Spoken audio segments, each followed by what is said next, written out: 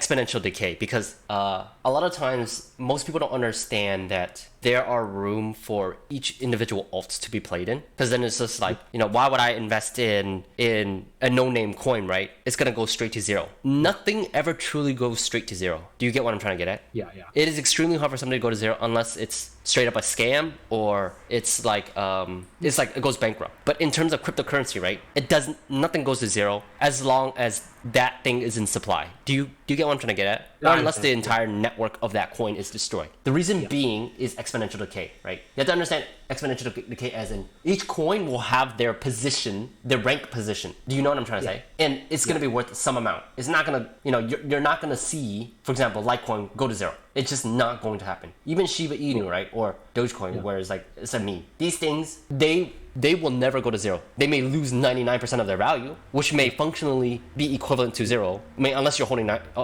all the time, you're not going to suffer a negative 99% drop, right? Most people don't hold it like that. It's very rare to find someone to just blanket hold something until zero. That's just never gonna. People are gonna get out or get in. Maybe after like a negative 70% drop or negative 15% drop, or however much they can stomach, right? But in terms of like general aspect, nothing ever truly goes to zero. So especially nowadays, where you see anything in the top 200s, 300, 400, 500, even 600, there will always be some money. Once you go further down the list, right, where it's like 100,000 or $1 million, these coins can disappear, out of existence. So with anything, everything is exponential decay, meaning like the distance between rank 1 and rank 2, right? If you look at this part, right, it's a steep drop. But over time, the difference between 3 and 4, right, like 3 and is a lot smaller.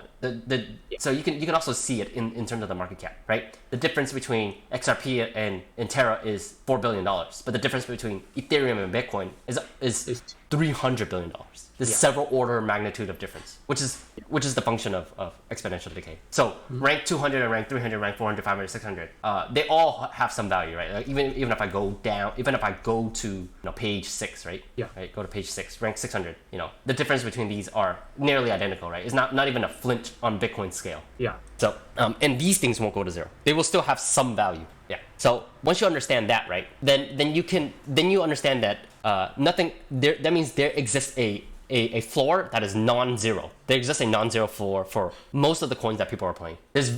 Unless have you ever heard of BitConnect in 2017? BitConnect. That scam. That scam. Only in those rare situations will that occur. But we're far past 2017. So it's very unlikely that you would choose a straight up scam coin. You know what I mean? So there are other techniques that people would use to scam, but for the topic of this specific video, we're just going to anything by this time in the top 100. They're more or less like legitimate projects. You know what I mean? They might not have the same amount of capital as they do now, or they might have more or less, but they're legitimate projects. You know what I mean? Okay. So that's exponential decay.